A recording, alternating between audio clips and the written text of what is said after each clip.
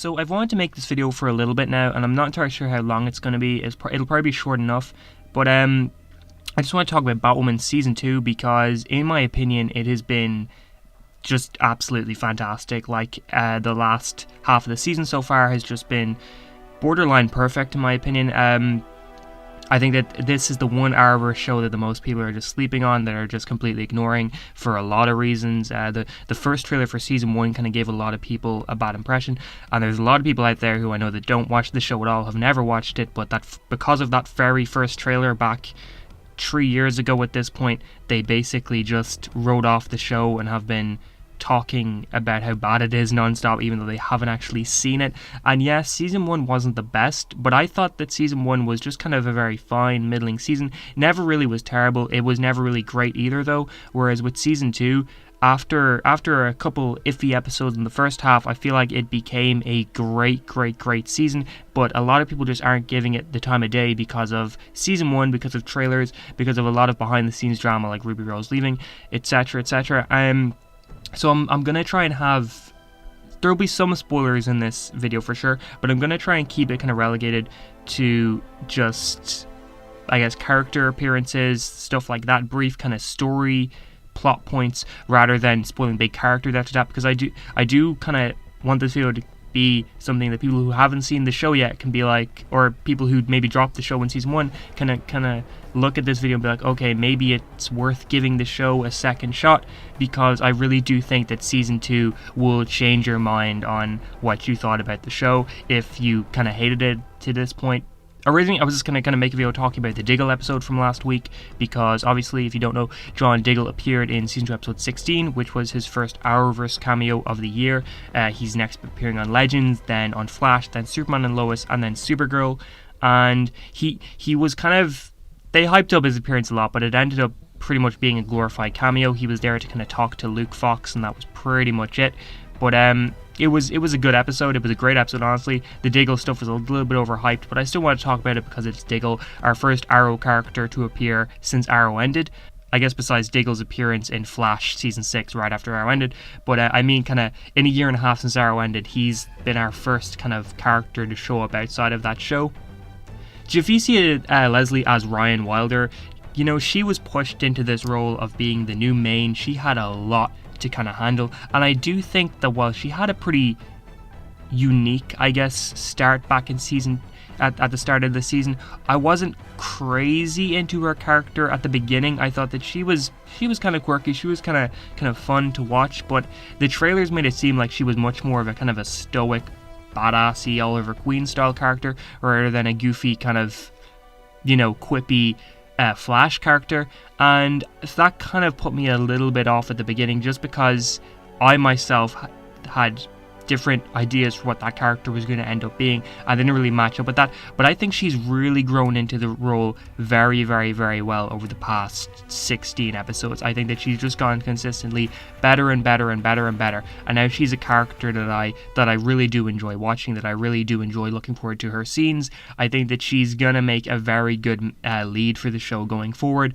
And I can't wait to see when we've got a bunch of costume characters on the show, because that's definitely the route we're heading in. I can't wait to see if Ryan's going to end up being a leader style character in that. It'll be very interesting to see. She's also just a very unique protagonist, and I really do hope that we get to see her interact with characters like Barry Allen, with characters like Clark, all of that sort of stuff later on, because I think that she would be a cool contrast to those characters, whereas with Clark, Barry, Kara, they kind of grew up, I guess, always being sort of on the right path, always kind of heading towards becoming a hero, whereas with Ryan, she had a completely different path to them, a very contrasting path to them, and I think that would make for some very cool dynamics. So I'm looking forward to seeing whenever that happens.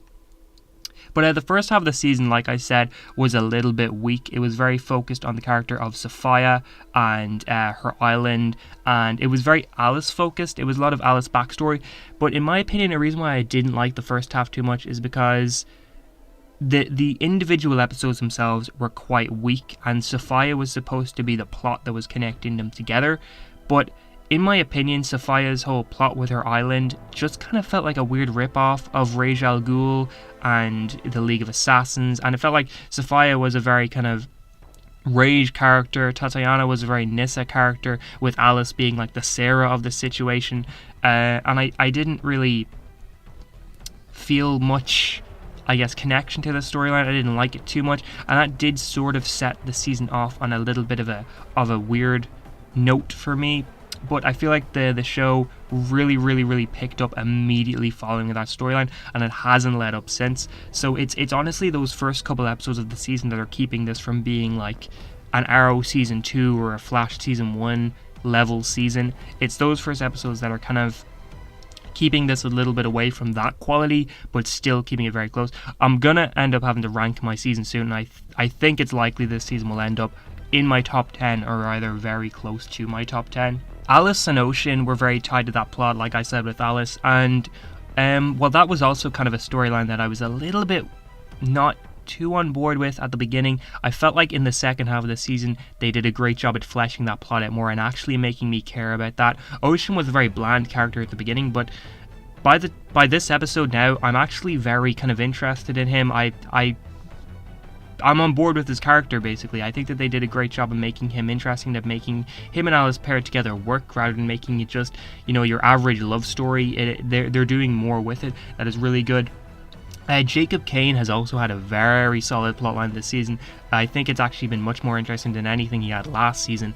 But the fact that he was kind of constantly searching for Kate, and now he's paired up with Alice, and a lot of that sort of stuff, I think that they've really tightened up the writing with him. They know what they want to do with him, which is always a good thing to do. Wallis Day as Kate Kane is definitely one of the best additions to the show, period. Wallis Day herself is a great actress, but she's gotten a lot of cool things to do, considering that she's playing basically both Kate Kane and Cersei Sionis.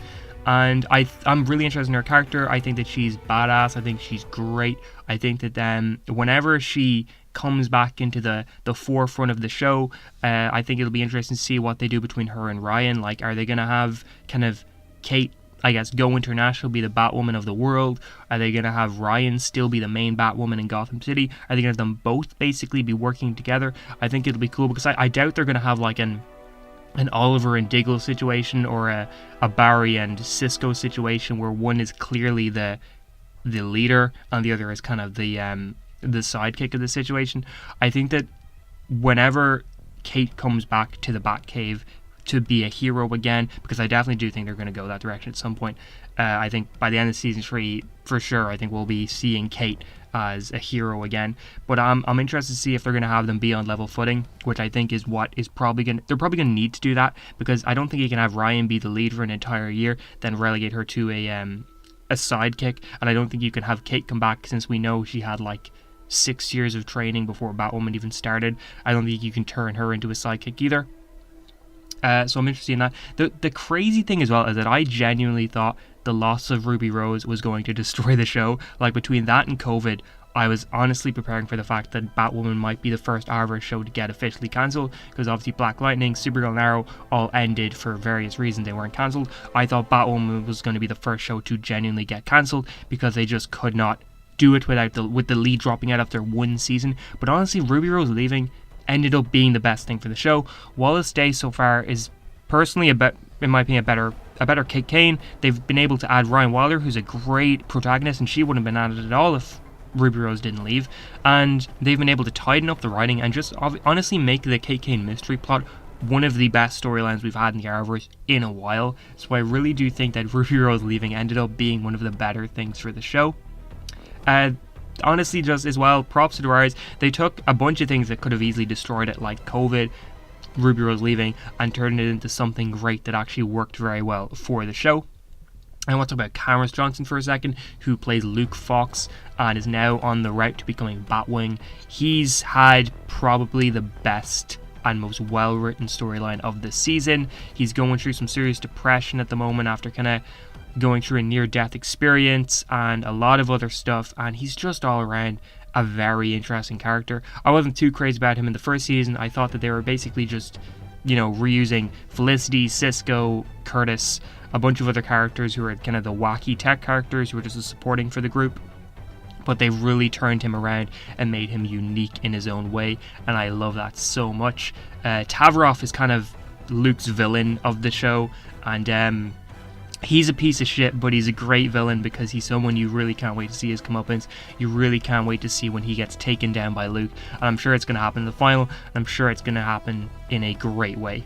Speaking of villains, both Black Mask and Victor Zsasz were added to the show this season, two long-time Batman villains, and both of those are honestly the two best villains we've had on the show yet. They were both spectacular. Black Mask is still the main villain. He's doing a great job. He really is somebody that you can't wait to see him get taken down as well. Whereas Victor Zsasz was a one-off, and he actually honestly might have left the biggest impression out of any villain on the show for me so far. In the first episode he was in, well, in the only episode he was in, he had a really great introduction. He had some really great fight scenes with Batwoman. That was the first episode where I kind of started to enjoy Ryan Wilder as Batwoman, because she had some kind of interactions with Victor, both as Batwoman and as Ryan, which was great.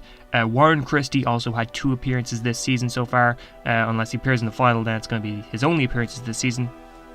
As sort of Bruce Wayne. The first time was as the villain Hush, pretending to be Bruce. The second time was in Luke's coma after his near-death experience. And he's been great as well. I can't wait to see when he shows up properly as Bruce Wayne, because I think that they're definitely going to do that sooner or later. They cast Warren Christie as Bruce. They've shown him as sort of Bruce twice, so I think they're definitely going to show us full-on Bruce in season 3 or later, very similar to how Supergirl kind of showed us Clark a couple kind of times in season 1 before really bringing in Superman in season 2, eventually resulting in what we have now, which is Superman and Lois. But yeah, between this, some Robin references, we even had Stephanie Brown, who is spoiler in the comics, show up this season. It really feels like they're setting up the Bat family in a way that I guess both Arrow set up the Arrow family and Flash set up the Flash family. It feels like they're kind of digging into the comics and making those characters a big part of the show, which I appreciate. In terms of Sophie and Mary, they're the 2 main characters that I feel like, well, they've been getting a little bit to do. They've kind of been just supporting characters. They haven't really had much of plots themselves just yet. I feel like they're the 2 main characters who have kind of had to take a back seat, while people like Kate, Alice, Jacob, Luke, and Ryan all take the limelight. But yeah, it's just been a great season. It's kind of just crazy how Batwoman was the show I really thought was going to fall on its face this season, ended up being my second Arrowverse show of the year so far, just behind Superman and Lois.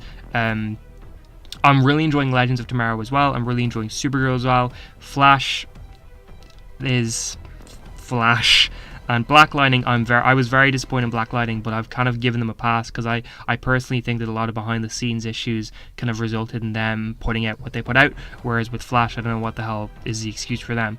But all your Arrowverse shows are great. This is a very solid year so far for the show. Superman and Lois is phenomenal. Batwoman has been a great improvement. Legends has really brought it back as well, so it's huge. But yeah, have you watched Batwoman? If you haven't, please do watch it this season. The final airs this Sunday.